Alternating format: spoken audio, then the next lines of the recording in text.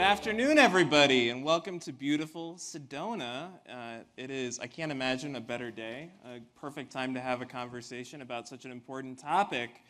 My name is Anthony Adragna. I'm a congressional defense reporter at Punchbowl News, and I'm thrilled to be moderating this conversation on Venezuela. Now, it was just over 4 months ago, I can't believe how time flies, that my colleague Brianna Riley and I hit send on our first premium defense edition for Punchbowl News, and things have been nonstop ever since. And of course, Venezuela has been a topic that's been in the news. Iran's been in the news, obviously, so much of late, but Venezuela remains a critical issue, which is why today's panel is so important. And so we just had a little bit of an intro there. And so with that, let's just jump right in. Mr. López, I wanted to ask you, we're now about 4 months after the capture of Nicolás Maduro by the U.S. What is the situation on the ground look like in Venezuela right now? Well, first of all, thank you very much. Thank you to the McCain Institute. It's an honor, Congressman, to be with you in this panel. So I just think we need to start by the obvious. We're much better off than what we were in January.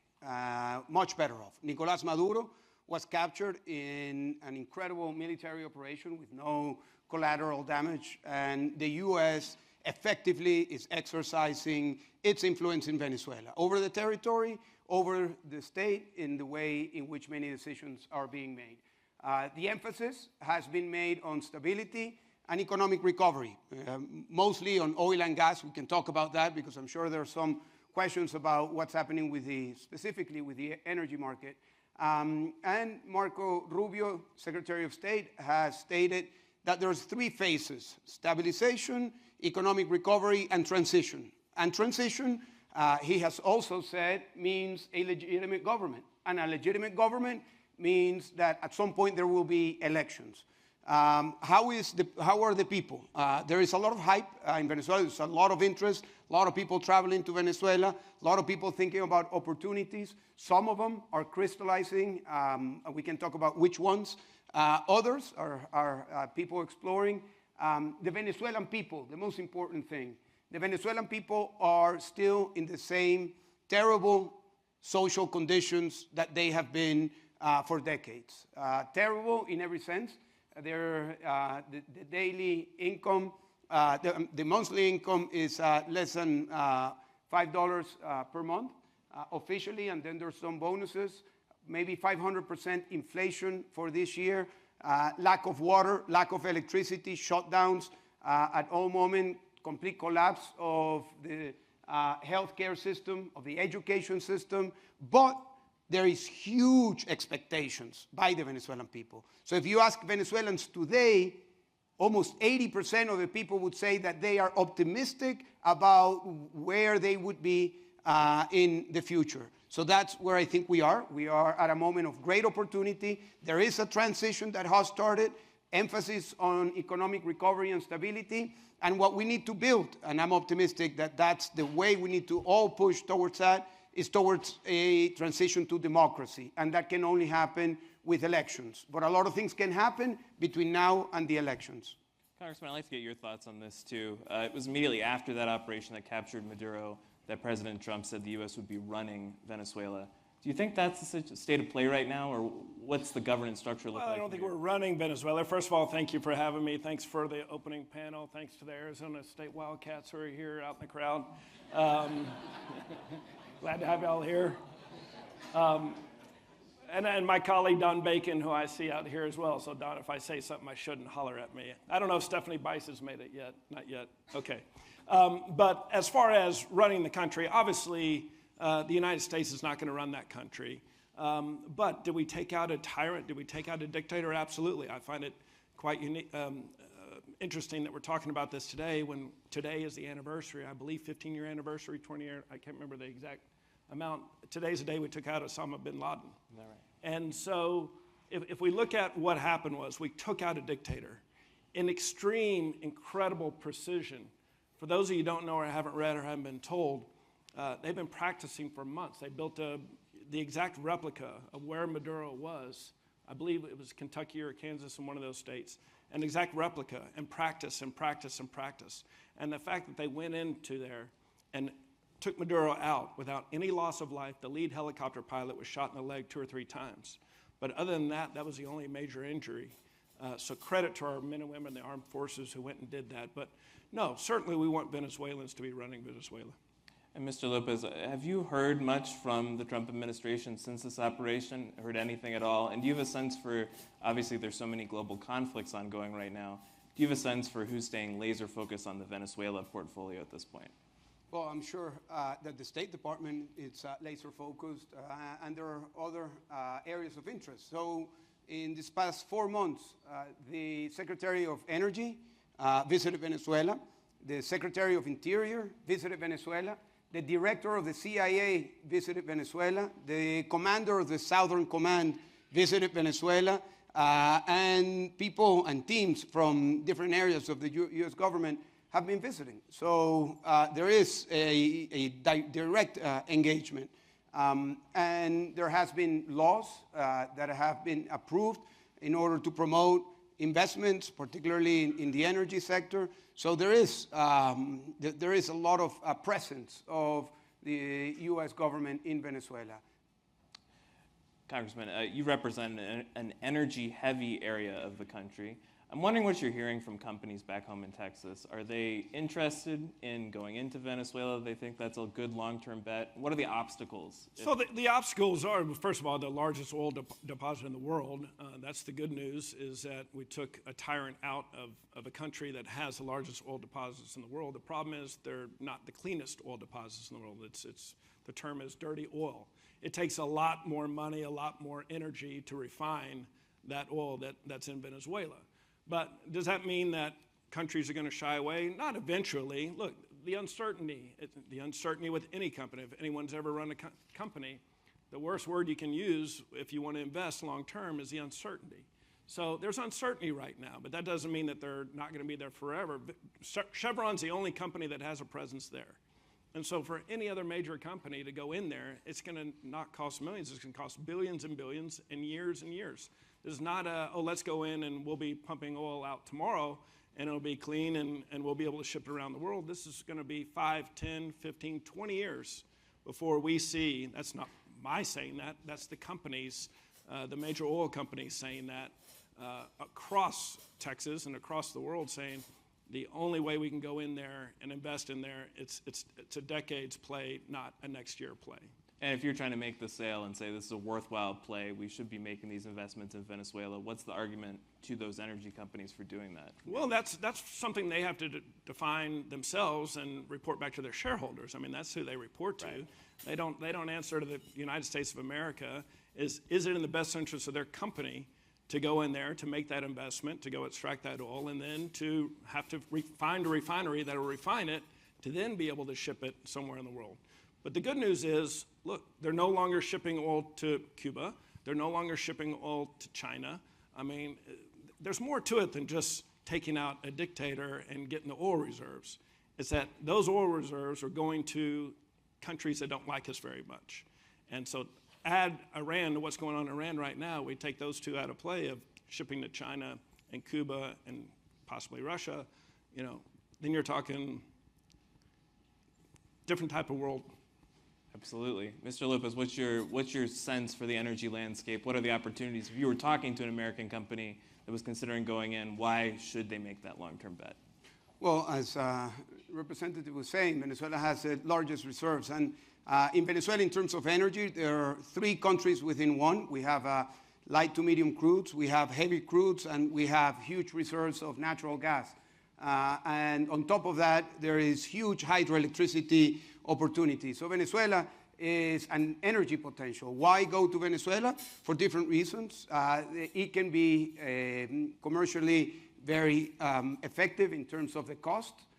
It's in the same hemisphere, and it can provide different strategic opportunities. But there is competition. There is competition in the region. Brazil is a competition, Ecuador is competition, Mexico is competition, the rest of the Gulf in the Americas is competition. So the conditions need to be competitive, and that requires changes in the laws. It requires sanctity of the contracts, and that's where there are a lot of gray areas now.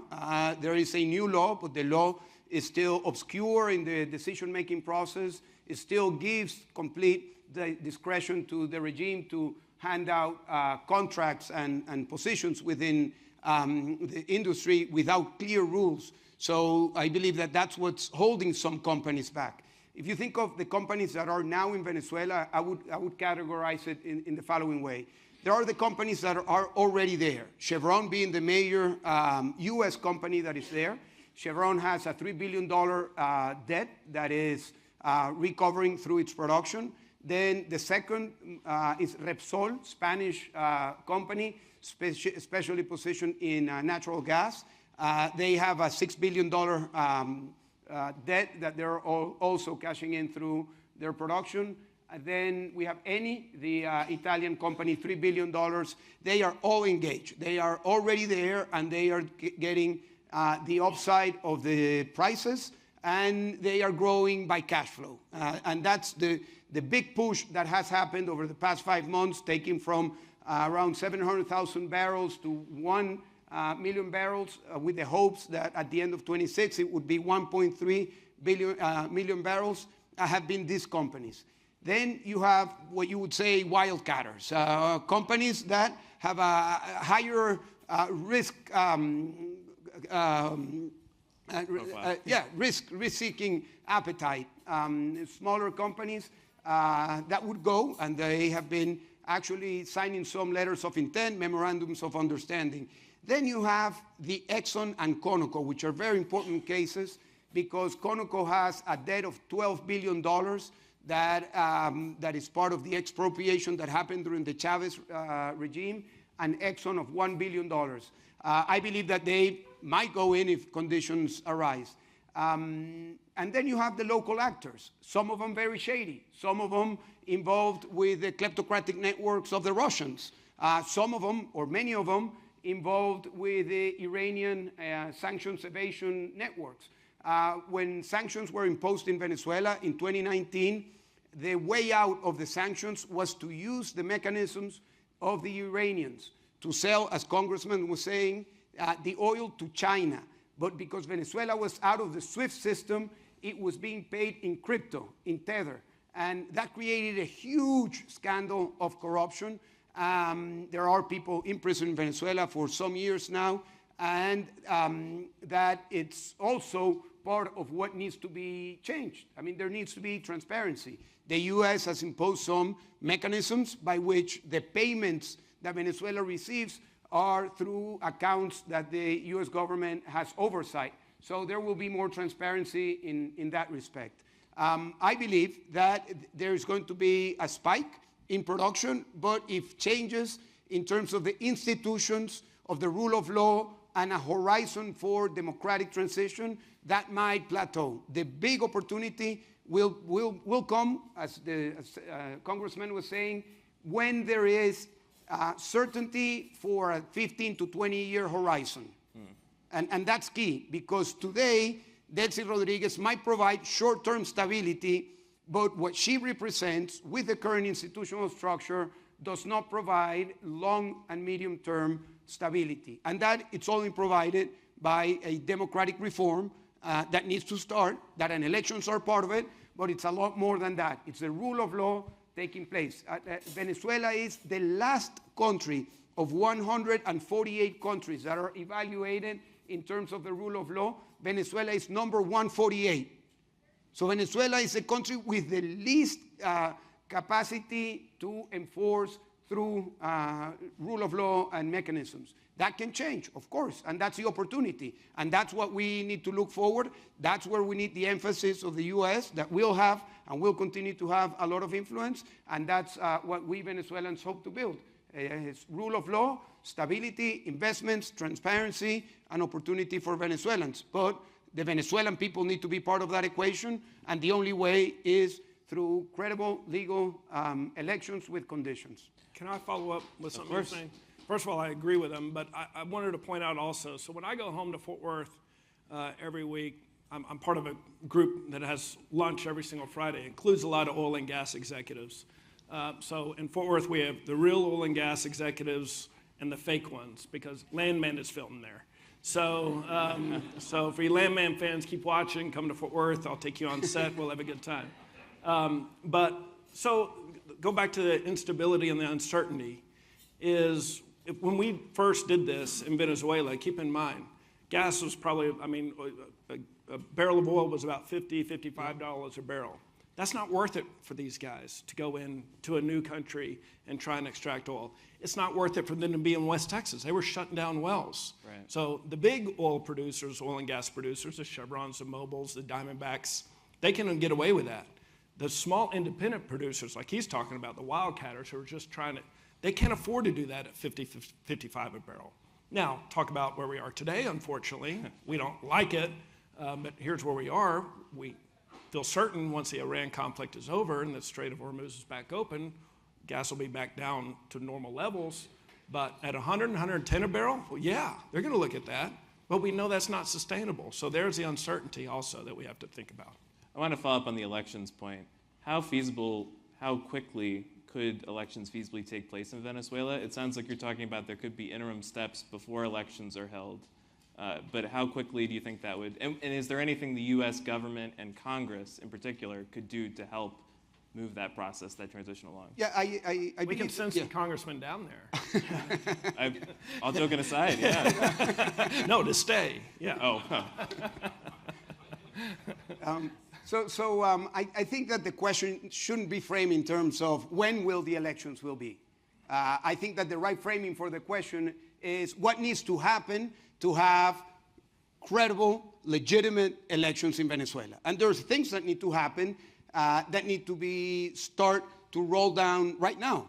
We need a new electoral board, the electoral council, the one that declared Maduro winner in 2024 is of course fraudulent. That election was won by Edmundo Gonzalez by 70%.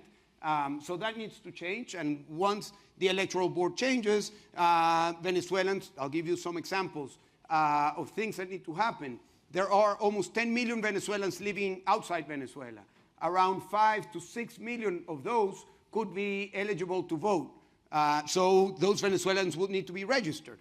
There are almost 4 million Venezuelans, mostly young people, that were not able to be registered. Those young people need to be registered. There needs to be a new electoral, or at least the review of the electoral system that needs to be open. It cannot be a black box.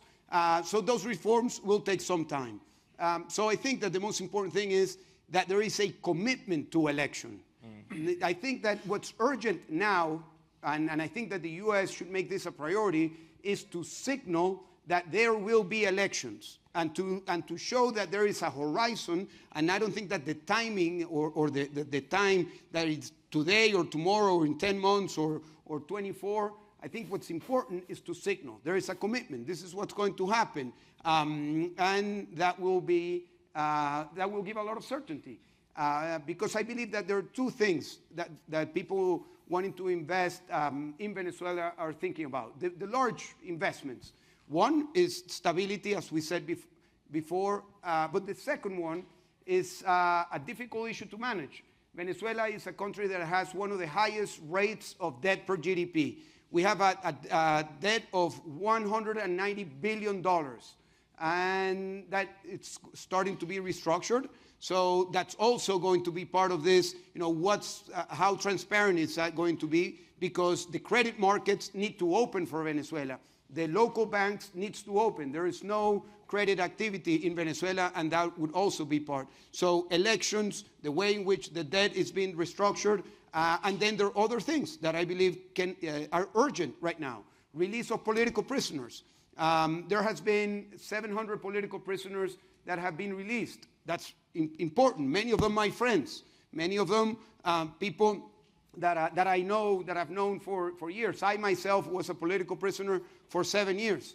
Then there needs to be but there are right now almost 500 political prisoners, and they need to be released. There is no excuse for having 500 political prisoners today. And I think that the US should make that a priority. Also, there needs to be the opening of the civic space. What does that mean? That people can go to TV, people can go to radio, that people can post in social media without going to prison. In Venezuela, and this is important for the young people to see what it means to live in a dictatorship. Just because of a message that you have in your WhatsApp, you can go to prison. You were caught in a checkpoint, they take your phone and just a message, a name, you can go to prison. So the dismantling of the repressive state, it's also a priority. The laws, the hate laws, the laws that close the civic space, religious organizations, educational organizations, humanitarian organizations are being criminalized because there are laws that make them criminal if they receive support from the private sector, from the church, or from international organizations. That needs to be dismantled. There is not a single judge, not a single judge in Venezuela that would make a decision according to the law and its independent criteria of how to interpret it. Every single judge is political. That needs to change. And the repressive state, which is very important, the brigades, the parts of the police that are known to be the hit groups, are known to be the organizations responsible for persecuting, for torturing, for killing. These are men who wear hoods that cover their faces. They have assaulted thousands of activists, of innocent people in Venezuela. All of that repressive structure also needs to be dismantled. And I think that needs to happen now. So I see no contradiction, absolutely no contradiction between prioritizing stability, economic recovery, opening up to the investments of oil, gas, energy, and beyond, and starting to dismantle the repressive state, opening the civic space, and building a path to an election. And can I point out, it's a process, right? I mean, many of us were alive when communism fell, when I went through Checkpoint Charlie at one point. Y'all even know what Checkpoint Charlie is? Okay, y'all, because y'all are good students, right? They're smart students. So it's a process, right? As communism fell across the world, everyone wanted to know, well, who's going to come in? And I found it quite interesting when Maduro was extracted. The very next day, the national media, you weren't there, I know. The national media was like, okay, President, what's next? Who's going to run it now? What's the plan? It's a process. So the good news is a dictator has been removed. The good news is the people want change. We're going to have an election there at some point. It's a process. It just doesn't happen overnight, as we've seen by studying our past. And I guess the question there from the congressional point of view, how do you all, with so many different crises and hotspots around the world, stay focused? Do you feel like you're getting the follow-up information to see that process through? We definitely had the follow-up information. In fact, General Chain and Secretary Rubio, Secretary Hegseth, all came into a joint meeting with Congress and gave us, General Chain, amazing, the blow-by-blow, every single thing, the entire operation, how it happened, why it happened, and like I said, told us about how they've been training and practicing for so long, and they knew, I think somebody asked, how do you know where he was? And he said, for several months, we knew where he was, what he was wearing, what he had for breakfast, lunch, and dinner. I mean, they knew the intelligence was amazing as well. No, we were absolutely briefed. Of course, after the fact, you can't brief. Sure. As we talked about earlier, there's no secrets. I mean, the second poor Mike Johnson, as soon as Speaker Johnson says anything in front of us, I mean, you can get your news from Punchbowl, what goes on privately behind the scenes. If we're in a private meeting with Speaker Johnson, within a matter of seconds, Punchbowl has it. And so there are no secrets. So you couldn't brief us before. There's no question about that. And anybody who said we should have been briefed before as a whole, it's ridiculous. So we definitely were briefed about it then. And then after, we met with my committee, Energy and Commerce Committee. We met with Secretary Wright afterwards. And he was telling us how he had been down there. And we said, well, we didn't know that. He goes, I was there. He goes, kind of the problem is, people have already moved on because it's no longer a story. Right. I guess that's the question is, with things like Iran that have shifted the focus, how you keep the focus. Well, with this president, it can be another hour and, something new that he said that changes the story. We're not talking about Greenland anymore, are we? Right. Oh, absolutely. So I was there when Maria Corina Machado met with President Trump earlier this year. I saw the hundreds of folks that were surrounding her, really just thrilled. She also gave President Trump her Nobel Peace Prize at that meeting. Do you think that was a good decision? Do you think was there any reason to think that was not a good call? Well, I think it was her decision, a very personal decision. And I believe, as she said, that President Trump deserves a recognition of having taken the risk to capture Maduro. Because the nature of Maduro was known for several administrations. I mean, it was known to the U.S. for many, many years, the engagement of Chavez and then Maduro with the narcos and with the kleptocracy, the presence of Hezbollah in Venezuela, the way in which Venezuela was instrumental for example, giving thousands of passports in its embassy in Iraq to members of Hamas, Hezbollah, and other organizations. Of course, the internal crackdown of the civic space. 20,000 people that were imprisoned over the past 10 years. Tens of thousands of people killed, according to many of reports at the UN and the ICC. So it was known, but President Trump made the decision, took the risk, and captured Maduro. And for that reason, he is widely recognized in Venezuela by the public opinion in Venezuela. So I think, yes, having given that recognition was very important. And what I believe now, as I said before, is that we need to prioritize what is the good for the people in Venezuela in the long term, and what does Venezuela mean for the U.S., for the hemisphere, in its best scenario, not just economic, but also Venezuela needs to be thriving with democracy, thriving with opportunity. Venezuela needs to be a case of success. And now I think that this is a priority for the U.S., even beyond the Republican Party, even beyond the government. I think Venezuela needs to be, for the U.S., a case of success because it's in the hemisphere and because there is a lot of stake and there could be a huge upside in every way. And you brought up an interesting point, I thought, earlier, too, about all of the folks that have been forced out of the country and how you bring them back into the process for this transition. How do you think you go about doing that with folks scattered everywhere? You know, that's super interesting. I meet Venezuelans everywhere. I live in Spain with my wife, Lilian, who's with me here today, and my daughter, Federica, and my other two kids. And I see Venezuelans all the time. And I always ask them the same questions. How are you? How long have you been in exile? But I always ask the question, will you go back? Before Maduro was captured, the answer of almost anyone was, when Maduro is out.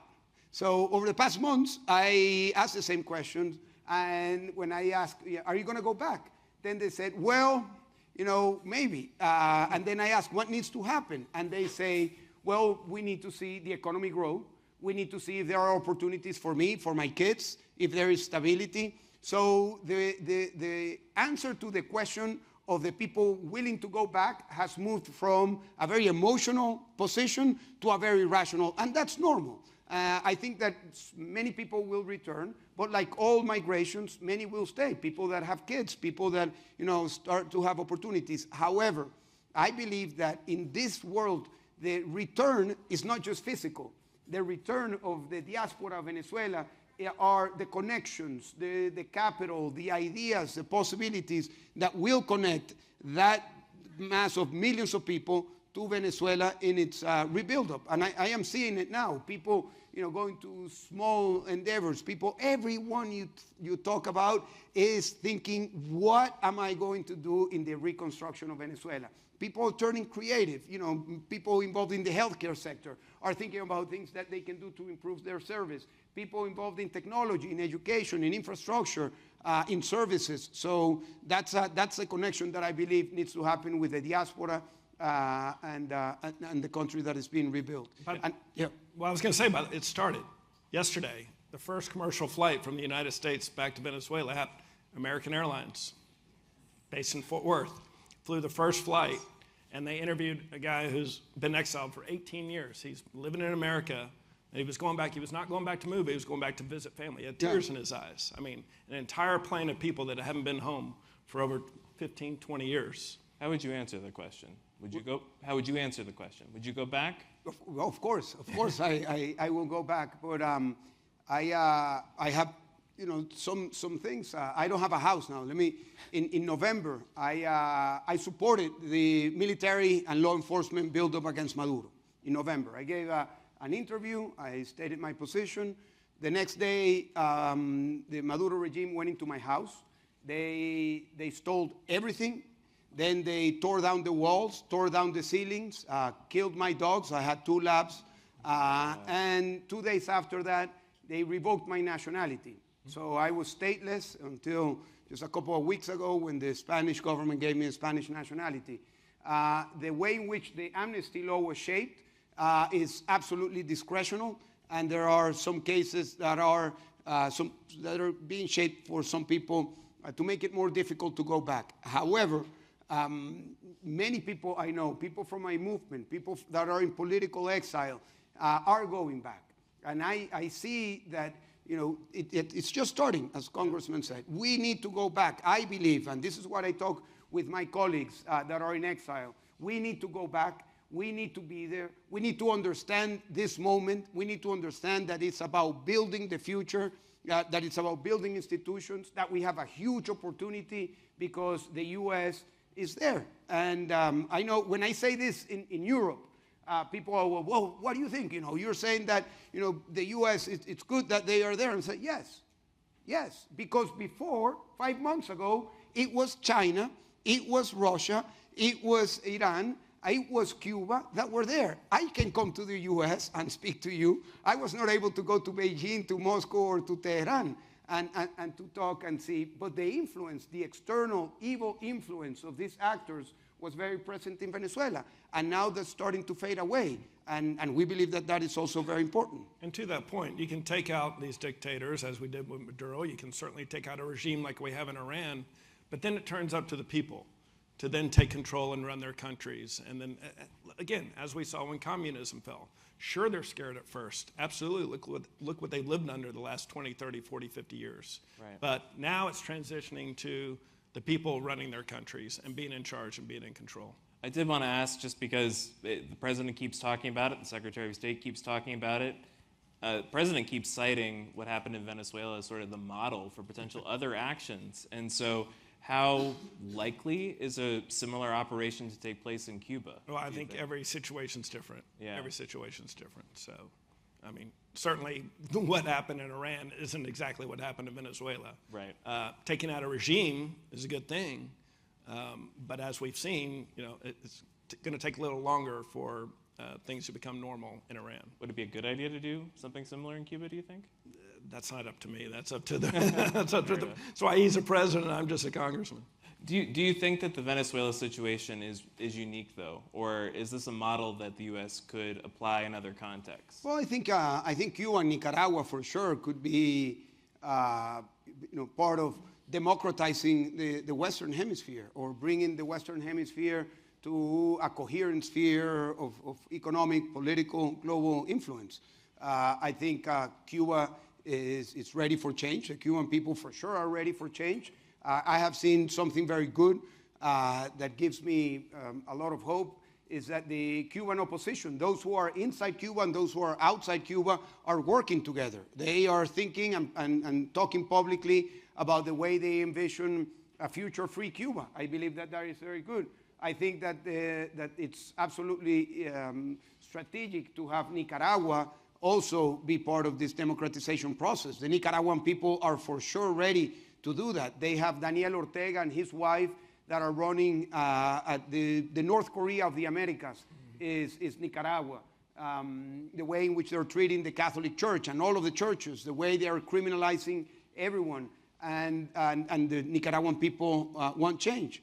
But this requires engagement. I think that the move to have the importance of Venezuela, and you mentioned it, effective intelligence, effective understanding of what's happening, I think that's key also for the case of Cuba and Nicaragua. If Venezuela goes well, I think it could be very positive for those two countries. But we are, at the moment where things can either go well or can go in a different direction. We are running low on time. It's amazing how quickly time goes on stage. But I think we got time for maybe a question or two from the audience. If anybody has a quick question, raise your hands. There may be mics, but feel free to stand up if you got questions. Anybody? Yes, there's a question back there. Someone has a mic coming for you, I think. Thank you. Well, first I want to say thank you for providing this opportunity, because I feel that this is like an amazing opportunity to understand about what positive change we want to make. My question is related about what is your perspective about the future of Venezuela? My perspective? Yes. Well, I think I've talked about it, but what I dream is a prosperous, free, and democratic Venezuela that is democratic in its internal policies, that it's democratic in its geopolitical orientation, and I hope that it's a land of opportunities. And I want to go back. I dream of going back like many other Venezuelans, and that's possible. It's possible now. So we need to seize that opportunity and put all of our efforts to make that happen. Transitions are fragile. Many transitions fail. If you look at the literature on transitions, there are more failures than cases of success. It's not easy. It's fragile. So I think we need to understand what could be the spoilers and really understand that we need to put all of our efforts to make it stable, to make it democratic and inclusive for all.